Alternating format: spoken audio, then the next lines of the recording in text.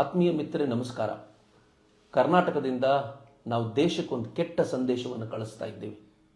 ಬಹಳ ಬೇಸರದ ಸಂಗತಿ ಇದು.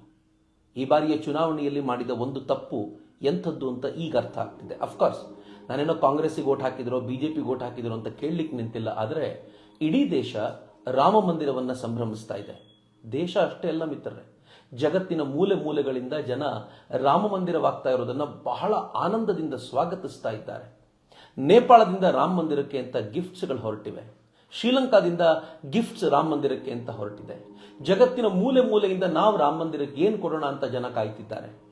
ದೇಶದ ಬೇರೆ ಬೇರೆ ರಾಜ್ಯಗಳು ರಾಮ ಮಂದಿರಕ್ಕೆ, ನಾನು ಇವತ್ತು ಒಂದು ವಿಡಿಯೋ ನೋಡ್ತಾ ಇದ್ದೆ, ಗುಜರಾತ್ನಿಂದ ರಾಮ ಮಂದಿರಕ್ಕೆ 108 ಅಡಿಯ ಒಂದು ಅಗರಬತ್ತಿ ಹೊರಟಿದೆ ಅಂತ. ಅದನ್ನು ತಗೊಂಡು ಹೋಗುವಂತ ಸಂಭ್ರಮ ನೋಡಬೇಕು, ಏನು ಆನಂದಿಸ್ತಾ ಇದ್ದಾರೆ. ಎಲ್ಲರೂ ಕೂಡ ರಾಮ ಮಂದಿರವಾಗುವುದನ್ನು ಆನಂದಿಸ್ತಾ ಇರುವಾಗ ಕರ್ನಾಟಕ ಸರ್ಕಾರ ರಾಮ ಮಂದಿರ ನಿರ್ಮಾಣ ಆಗಬೇಕು ಅನ್ನುವಂಥ ಹೋರಾಟದಲ್ಲಿ ಪಾಲ್ಗೊಂಡಿದ್ದಂಥ ಕರಸೇವಕರನ್ನ ಅಟ್ಟಿಸ್ಕೊಂಡು ಹೋಗಿ ಅವರನ್ನ ಬಂಧಿಸಿ ಜೈಲಿಗೆ ತಳ್ತೀವಿ ಅನ್ನುವಂಥ ವಾರ್ನಿಂಗ್ ಕೊಟ್ಟು ಒಬ್ಬರನ್ನದಾಗಲೇ ಹುಬ್ಬಳ್ಳಿಯಲ್ಲಿ ಬಂಧಿಸಿಯೂ ಆಗಿದೆ ಅನ್ನುವಂಥ ಸುದ್ದಿಯನ್ನ ನಾವು ದೇಶಕ್ಕೆ ಕೊಡ್ತಾ ಇದ್ದೀವಲ್ಲ, ಇದು ಖಂಡಿತವಾಗಿಯೂ ಒಳ್ಳೆ ಸಂಗತಿಯಲ್ಲ. ಬ್ರ್ಯಾಂಡ್ ಕರ್ನಾಟಕ ಈ ತರ ಇದೆ ಅನ್ನೋದನ್ನ ನಾವು ದೇಶಕ್ಕೆ ತೋರಿಸ್ತಾ ಇದ್ದೀವಿ ಮತ್ತು ಹಿಂದೂ ವಿರೋಧಿಯಾಗಿದೆ ಕರ್ನಾಟಕ ಅನ್ನೋದನ್ನು ತೋರಿಸುವಂತ ಪ್ರಕ್ರಿಯೆ ಇದೆಯಲ್ಲ, ಡೆಫಿನೆಟ್ಲಿ ಅಕ್ಸೆಪ್ಟ್ ಮಾಡ್ಕೊಳ್ಳುವಂತ ಸಂಗತಿಯಲ್ಲ.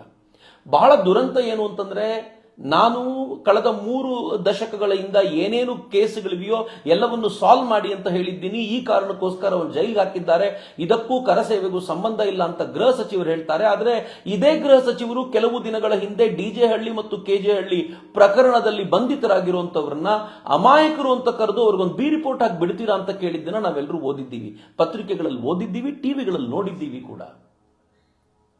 ಅನೇಕ ಪ್ರಕರಣಗಳು, ಯಾವ ಪ್ರಕರಣಗಳಲ್ಲಿ ಸಮಾಜವನ್ನ ಕೆಟ್ಟ ಹಂತಕ್ಕೆ ತಳ್ಳಬಲ್ಲಂತ ಪ್ರಕರಣಗಳಲ್ಲಿ ಇದ್ದವರೆಲ್ಲ ತಿರುಗಾಡ್ಕೊಂಡಿರ್ಬೇಕಾದ್ರೆ ರಾಮ ಮಂದಿರದ ನಿರ್ಮಾಣಕ್ಕೆ ಅಂತ ಹೋರಾಟ ಮಾಡಿದ ಕರಸೇವಕರನ್ನ ಜೈಲಿಗೆ ತಳ್ಳುವಂತ ಈ ಪ್ರಕ್ರಿಯೆಯಲ್ಲಿ ನಿರತರಾಗಿರೋದು ಬಹಳ ದುರಂತಕಾರಿ ಸಂಗತಿ.